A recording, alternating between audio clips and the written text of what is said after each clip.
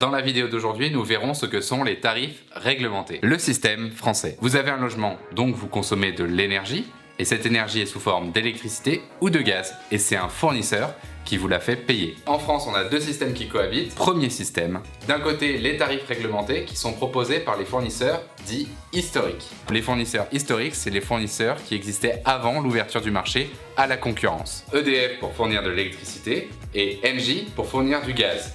Engie, c'est juste le nouveau nom de GDF. Le deuxième système, les offres de marché qui sont proposées aussi bien par les fournisseurs historiques et alternatifs. Les fournisseurs dits alternatifs, c'est les fournisseurs qui sont apparus après l'ouverture du marché à la concurrence. Mais comment est-ce que ça fonctionne tout ça? Pour les tarifs réglementés, la Commission de régulation de l'énergie, organisme public indépendant, détermine les prix. Les tarifs réglementés prennent en compte les coûts de fonctionnement des fournisseurs historiques.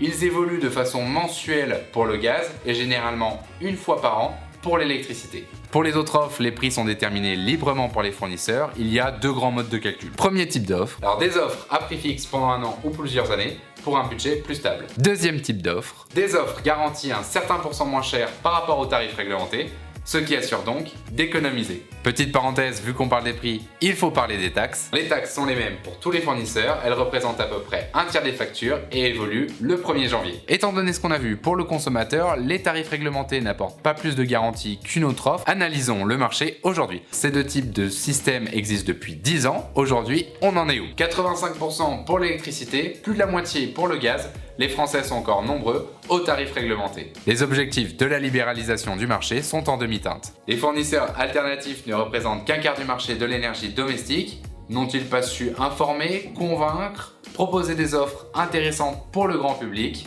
Il y a 3 explications pour ces résultats. Jusqu'à présent, peu de pédagogie a été faite, il faut expliquer aux consommateurs quelles sont leurs options et garanties. EDF et Engie ont une forte notoriété, ça fait un demi-siècle de bons et loyaux services, et ça rassure les gens.